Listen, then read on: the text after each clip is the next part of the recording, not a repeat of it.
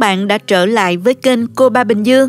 Hôm nay mình sẽ hướng dẫn các bạn làm một món ăn truyền thống và quen thuộc với cách làm rất mới, ngon đặc biệt luôn, rất thích hợp cho những ngày Tết sắp tới. Đó là món bắp bò ngâm tương kiểu mới.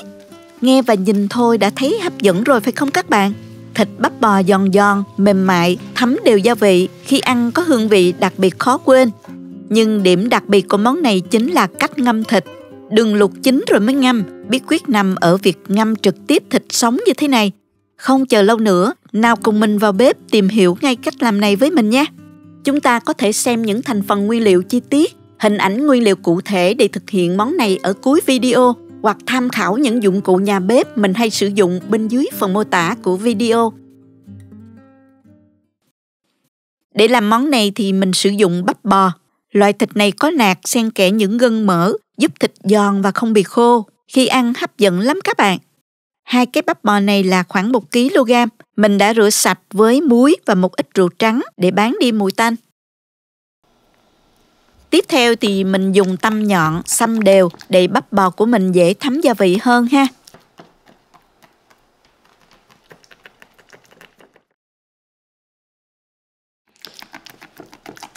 Mình sẽ chuẩn bị một số gia vị thơm. Trước hết là gừng, cắt 3 đến 4 lát mỏng là đủ. Tiếp theo là tỏi. Các bạn ép tỏi dập ra như thế này.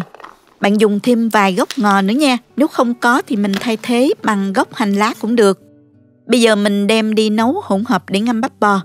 Cho vào nồi 250ml nước tương. Các bạn đông khoảng 1 chén là được ha. 60ml hắc xì dầu, khoảng 1/4 chén ăn cơm. 2 muỗng canh rượu nấu ăn hoặc là rượu trắng cũng được. 40g đường phèn, khoảng 2 muỗng canh rưỡi. Khuấy đều lên cho đường tan, rồi mình tắt bếp. Sau đó các bạn cho các hương liệu thơm vào gồm có 1 muỗng canh xuyên tiêu. Bạn nào không có xuyên tiêu thì mình dùng tiêu hạt cũng được. 4 đến 5 trái ớt khô, 3 cái hoa hồi, vài lá nguyệt quế. Khuấy đều tất cả lên. Khi hỗn hợp còn nóng như thế này, độ nóng sẽ làm cho các hương liệu dậy mùi thơm đó. Để đây chờ nguội bớt ha. Dùng một cái khay hoặc là dụng cụ nào cũng được, vừa đủ để ngâm thịt cho đủ ngập nước ngâm nha. Mình thì cho bắp bò vào khay thủy tinh này. Thịt vừa nằm gọn vào đây luôn ha. Bây giờ nước ngâm đã nguội hẳn rồi thì mình đổ qua khay này để ướp thịt.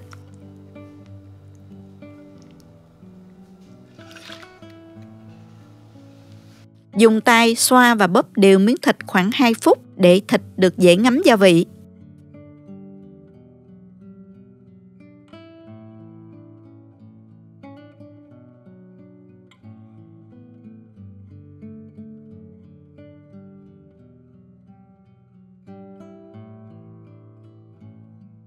Sau đó mình dùng wrap bọc kín lại và cho vào ngăn mát tủ lạnh từ 6 đến 8 tiếng, hoặc là các bạn ướp qua đêm cũng được.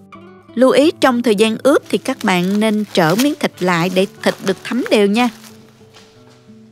Mình ngâm được 8 tiếng rồi nè, mình đem thịt ra.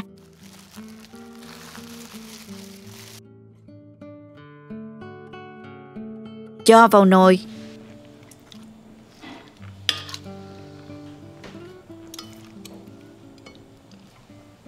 Và cho luôn lượng nước ngâm thịt vào.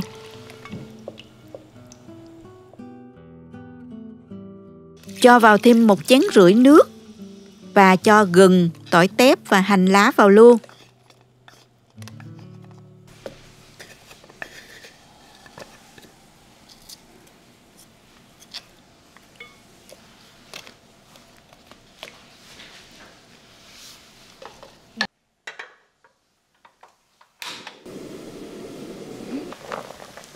Chờ nước sôi các bạn đậy nắp lại và hạ lửa trung bình nhỏ để nấu cho bắp bò mềm.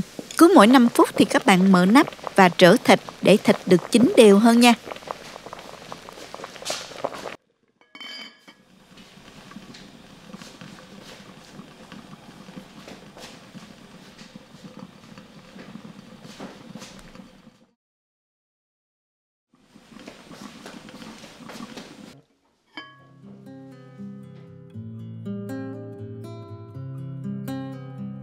Sau 35 phút thì mình dùng đũa xiên thử.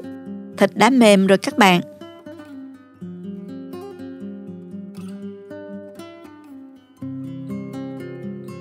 mình gắp ra chừng nguội một chút rồi xắt thịt ra luôn nè.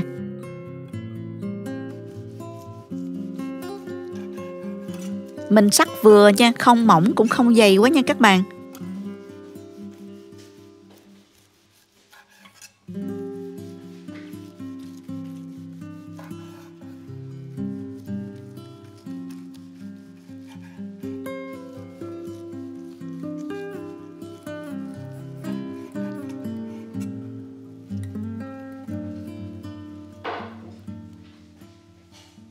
Thịt bắp bò làm theo cách này không chỉ thơm phức mà còn giòn nhờ vào gân mỡ xen kẽ nè. Phần nạc mềm mại không hề bị khô. Khi nấu thịt thấm đều gia vị, tạo nên hương vị đậm đà vừa miệng lắm.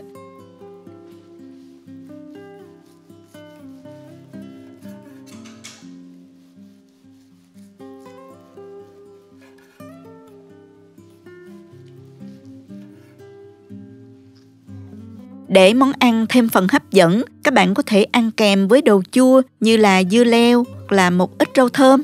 Sự kết hợp này không chỉ cân bằng hương vị mà còn làm món ăn hấp dẫn hơn nữa. Đặc biệt Tết này đừng quên làm món bắp bò ngâm tương nha. Đây sẽ là món nhâm nhi tuyệt vời, dễ làm mà lại ngon nữa các bạn. Chắc chắn sẽ làm hài lòng mọi người. Để bảo quản thịt bắp bò thì bạn có thể dùng màng bọc thực phẩm, bọc kín lại và để trong ngăn mát tủ lạnh. Thịt sẽ giữ được độ tươi ngon trong vòng 5 ngày. Nếu muốn bảo quản lâu hơn, bạn cho thịt vào ngăn đông, thịt sẽ giữ được trong khoảng 2 tháng. Khi nào cần ăn chỉ cần đem ra hấp nóng lại, thịt sẽ trở lại mềm ngon như lúc mới nấu. Thật tiện lợi và dễ dàng phải không nào? Hãy thử ngay để cảm nhận hương vị đặc biệt này và làm phong phú thêm bữa ăn gia đình của bạn nhé. Chúc các bạn nhiều sức khỏe để nấu nhiều món ngon cho gia đình. Cảm ơn các bạn đã xem hết video. Nếu thích cách mình chia sẻ, nhớ gửi cho bạn bè cùng xem, bấm like và đăng ký kênh để xem nhiều món ăn mới của mình. Nếu thấy video thực sự hữu ích, bạn có thể gửi tặng ekip thực hiện một ly cà phê bằng nút Super Thanks hình trái tim ngay bên dưới video. Các bạn cũng có thể truy cập website cobabìnhdương.com để xem công thức nấu ăn dưới dạng bài viết. Chào tạm biệt và hẹn gặp lại các bạn trong video kỳ tới nha!